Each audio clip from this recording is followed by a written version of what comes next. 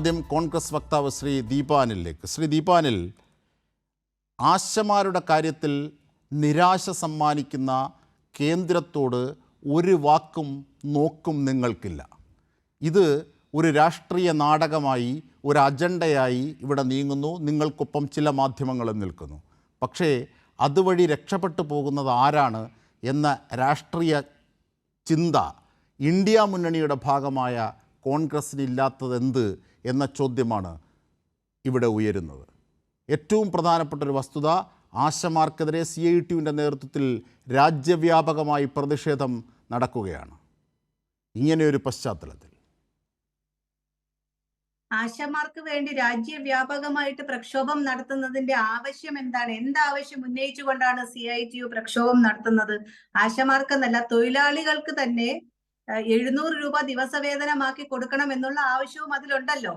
അത് ചോദിച്ചുകൊണ്ട് ആശാ വർക്കർമാർ കേരളത്തിൽ സമരം ചെയ്യുമ്പോൾ എന്തുകൊണ്ടാണ് ഇടതുപക്ഷ ഗവൺമെന്റ് കേരളത്തിലെ ആശാ വർക്കർമാരോട് മുഖം തിരിഞ്ഞു നിൽക്കുന്നത്?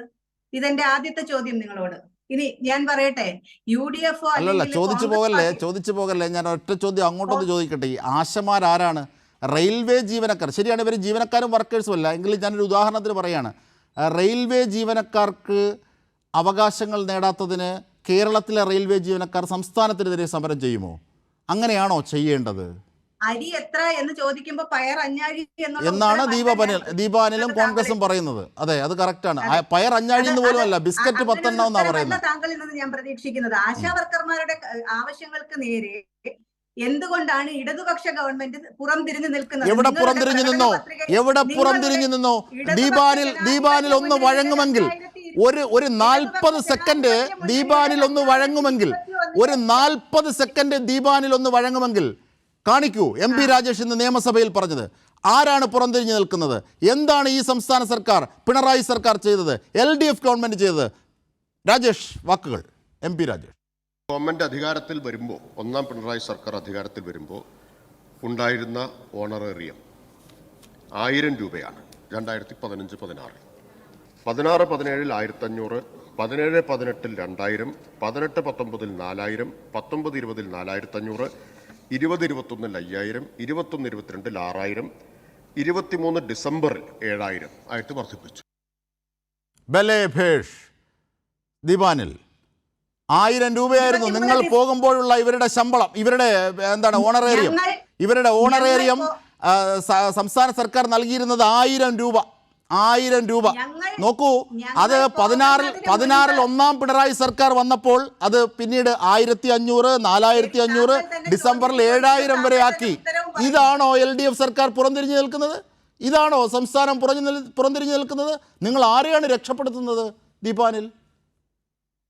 ഞാൻ ചോദിക്കുന്ന ചോദ്യം, 2021 ഇടതുപക്ഷ ജനാധിപത്യ മുന്നണിയുടെ തെരഞ്ഞെടുപ്പ് പ്രകടന പത്രികയിൽ പറഞ്ഞിരുന്ന കാര്യമാണ് ആശാ വർക്കർമാർക്കും അംഗൻവാടി ജീവനക്കാർക്കും സ്കൂളിൽ ഉച്ചഭക്ഷണം പാചകം ചെയ്യുന്നവരുൾപ്പെടെയുള്ള ഇവർക്ക് 700 രൂപ ഓണറേറിയം ദിവസമായിട്ടുള്ള വരുമാനം അവർക്ക് 700 രൂപയാക്കി കൊടുക്കുമെന്നുള്ളത് പറഞ്ഞിട്ടുള്ളതാണ്. എന്റെ ദീപാനിലെ ഒന്ന് കേൾക്കൂ. 500 രൂപയായിരുന്നു VS ശിവകുമാർ ആരോഗ്യമന്ത്രിയെ കോൺഗ്രസ് ഭരിക്കുന്ന സമയത്ത് 500 രൂപയായിരുന്നു. 100 രൂപ കൂട്ടാൻ അവർക്ക് സമരം ചെയ്യേണ്ടി വന്നു. ആ കണക്കിനാണ് ഇപ്പോൾ ഈ സർക്കാരും കൂട്ടിയിരുന്നതെങ്കിൽ അവർക്ക് 1800 രൂപയാകൂ. ഇന്ന് അവർ മേടിക്കുന്നത് 7000 രൂപയാണ് സംസ്ഥാനത്തിന്റെ ഓണറേറിയം. ഇൻസെന്റീവ് അടക്കം 13000-ൽ കൂടുതൽ രൂപ അവർ വാങ്ങുന്നു. എന്നിട്ടാണോ ദീപാനിൽ കേന്ദ്ര സർക്കാർ ഇത്ര കുടിശ്ശികയാണ്? ഇത് ആരുടെ പദ്ധതിയാണ്? ആശ എന്നത് ആരുടെ പദ്ധതിയാണ്? മൻമോഹൻ സിംഗ് ഗവൺമെന്റിന്റെ പദ്ധതിയാണ്. അല്ല, കേന്ദ്ര സർക്കാരിന്റെ അല്ലേ? മൻമോഹൻ സിംഗ് ഇപ്പൊ മൻമോഹൻ സിംഗ് അല്ലല്ലോ ഭരിക്കുന്നത്. എന്താണ് ആശ എന്നതിന്റെ ആശ എന്നതിന്റെ ഫുൾ ഫോം എന്താണ്? ദീപ ആശ എന്നതിന്റെ ഫുൾ ഫോം എന്താണ്?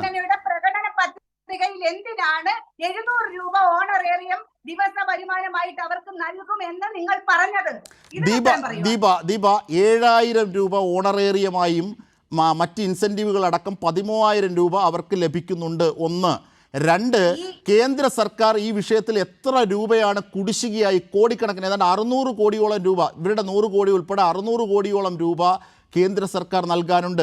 2005, 2006 അടക്കമുള്ള കാലത്തെ കുടിശ്ശിക പോലും, കേന്ദ്ര സർക്കാർ വരുത്തിയ കുടിശ്ശിക പോലും ഇപ്പോൾ അവർക്ക് വേണ്ടെന്നാണ് ഈ സമരക്കാർ പറയുന്നത്. ഇങ്ങനെയൊക്കെയുള്ളൊരു രാഷ്ട്രീയ പശ്ചാത്തലം ദീപ കാണണം. എന്താണ് ഈ ആശാ വർക്കർ, ആശ എന്നതിൻ്റെ ഫുൾ ഫോം എന്താണ് ദീപ? എന്താണ് ആശ എന്നതിൻ്റെ ഫുൾ ഫോം? CITU-കാര് സമരത്തിന് ഇല്ലാത്തത് കൊണ്ടാണല്ലോ നിങ്ങൾക്ക് ഈ സമരത്തിന് ഒരു രാഷ്ട്രീയ മുഖം കാണുന്നത്. നിങ്ങൾ അല്ല, CITU ന്യായമാണെങ്കിൽ CITU അവർക്കപ്പോൾ ഉണ്ടാകുമായിരുന്നല്ലോ. അച്ഛനെയും അമ്മയും കൊന്ന പ്രതി ഞാൻ അനാഥനാണെന്ന് പറയുന്നത് പോലെയാണല്ലോ. എൻ്റെ പൊന്ന് ദീപ, ഞാനൊരു കാര്യം ചോദിക്കട്ടെ. അക്രഡിറ്റഡ് അല്ലല്ല ദീപ, ഈ ആശാ വർക്കർമാർ ആരുടെ കീഴിലെ വർക്കേഴ്സാണ്? സ്കീം വർക്കേഴ്സാണ്. ആർക്ക് വേണ്ടിയാണ് ആശാ വർക്കർമാർ ജോലി ചെയ്യുന്നത്? ആരുടെ കീഴിലാണ്? ആശാ വർക്കറുടെ full form accredited social health activist എന്നാണ്. എന്റെ Deepa, accredited health social activist എന്നാണ്. സോഷ്യൽ ഹെൽത്ത് ആക്ടിവിസ്റ്റ് എന്നാണ് ഇവരുടെ ഫുൾ ഫോം. അതിന്റെ ഷോർട്ട് ഫോം ആണ് ആശ. ആണോ? ഈ ഹെൽത്ത് ആക്ടിവിസ്റ്റായി വർക്കറിൽ ഉൾപ്പെടുത്താതെ, എംപ്ലോയിയിൽ ഉൾപ്പെടുത്താതെ ഇവരെ സ്കീം വർക്കിലാക്കി തൊഴിലാളികളാക്കാതെ തുടർത്തുന്നത് ആരാണ്? അത് കേന്ദ്രാവിഷ്കൃത പദ്ധതിയായതുകൊണ്ട് കേന്ദ്രമല്ലേ? അവർ തൊഴിലാളികളായി എംപ്ലോയി ആയാൽ മാത്രമല്ലേ അവർക്ക് അവകാശം ലഭിക്കൂ? അത് അവരെ ആക്കാത്തത് ആരാണ്? കാതലായ ചോദ്യങ്ങളിൽ നിന്ന് കോൺഗ്രസ് തെന്നി മാറുമ്പോൾ 4 വോട്ടിൻ്റെയോ 4 പേരുടെ ഇപ്പോഴത്തെ പിന്തുണയ്ക്കോ വേണ്ടി കോൺഗ്രസ് ഇത് ചെയ്യുന്നത് സംസ്ഥാനത്തോടും വസ്തുതകളോടുമുള്ള അനീതിയാണ്. ദീപാനിൽ അത് VD സതീശനോട് കൂടിയാണ് കൈ ചൂണ്ടുന്നത് കേരളം. ഞാൻ പറയാം, എനിക്ക് ഓവർ സ്ട്രെയിൻ എടുത്ത് സംസാരിക്കാൻ വയ്യ. താങ്കൾ എനിക്ക് മതിയായ സമയം തരുമെങ്കിൽ തീർച്ചയായും താങ്കൾക്കല്ലേ സമയം. പറയൂ. താങ്കൾ കംപ്ലീറ്റ് ചെയ്യും. സമ്പത്ത് എംപിയിലേക്ക് ഞാൻ ചോദിക്കുകയാണ്, ഇവർ കേന്ദ്ര ഗവൺമെന്റിന്റെ ഉത്തരവാദിത്തത്തിലുള്ളവരാണ്. ഇവർക്ക് ഞങ്ങളല്ല ഇവരെ സംരക്ഷിക്കേണ്ടത്, കേന്ദ്ര ഗവൺമെന്റ് ആണ് എന്ന പൂർണ്ണ ബോധ്യമുണ്ടെങ്കിൽ 2021 പ്രകടന പത്രികയിൽ ഇടതുപക്ഷ ജനാധിപത്യ മുന്നണി എന്തിനാണ് 45ാമത്തെ ഏറ്റവും അടിയന്തരമായി നടപ്പിലാക്കേണ്ട 50 പദ്ധതികളിൽ 45ാമത്തെ പദ്ധതിയായിട്ട്, അല്ലെങ്കിൽ 44ാമത്തെയോ 45ാമത്തെയോ പദ്ധതിയായിട്ട് ഈ ഒരു കാര്യം എഴുതിയത്? എന്തിനാണ് 700 രൂപ ദീപാനിൽ? അത് പ്രകാരമാണ് 7000 രൂപയോളം സംസ്ഥാനം വർദ്ധിപ്പിച്ചത്. ദീപാനിൽ അത് ഘട്ടം ഘട്ടമായി കൂട്ടിക്കൊണ്ടിരിക്കുകയല്ലേ? ഇനിയും അവർ കൂട്ടാൻ തയ്യാറാണെന്ന് പറയുന്നു. കേന്ദ്രം തരേണ്ട ഇൻസെന്റീവ് നൽകുന്നില്ല ദീപ. ഇതാണ് ഈ രാവിലെ മുതൽ വെളുക്കുവോളം പറയുന്നത്. രാവിലെ മുതൽ രാത്രി വരെ രാമായണം വായിച്ചിട്ട് രാമൻ സീതയുടെ ആരാണെന്ന് ചോദിക്കുന്ന പോലെയാണ് കോൺഗ്രസിന്റെ ചോദ്യം. അതെങ്ങനെ ഞങ്ങളെ സംസാരിക്കാൻ സമ്മതിക്കാതിരുന്നാൽ നിങ്ങൾ പറയുന്നതൊക്കെ ശരിയാവും എന്നാണ് ധാരണയെങ്കിൽ അതാണ് ഇപ്പൊ നടന്നുകൊണ്ടിരിക്കുന്നത്. ഞങ്ങളല്ല ചെയ്യുന്നത്. 4000 രൂപ ഓണറേറിയം കൂട്ടിക്കൊടുത്തത് ശൈലജ ടീച്ചർ ആരോഗ്യവകുപ്പ് മന്ത്രിയായിരുന്നപ്പോൾ 1ാം പിണറായി സർക്കാരിന്റെ കാലത്തായിരുന്നു എന്ന് താങ്കൾ കുറച്ച് മുന്നേ പറഞ്ഞ കണക്കിലുണ്ടല്ലോ. 2ാം പിണറായി ഞാനല്ല, MP രാജേഷ് തന്നെ ആധികാരികമായി സഭയിൽ വെച്ച കണക്കാ. 1000 രൂപ മാത്രമാണ്. അല്ലാതെ നിങ്ങൾ പറയണ പോലെ എല്ലാ വർഷവും ഇങ്ങനെ ഇവർക്ക് കൂട്ടിക്കൊടുത്ത് വരെ 2ാം പിണറായി സർക്കാർ വീണ്ടും ഞാൻ ആ ബൈറ്റ് കേൾപ്പിക്കും. MP രാജേഷ് നമ്മുടെ നിയമനിർമ്മാണ സഭയിൽ പറഞ്ഞ കാര്യം, മന്ത്രി MP രാജേഷ് രേഖയാണത്. അത് പറഞ്ഞത് ഞാൻ ഒന്നും കൂടി കാട്ടും.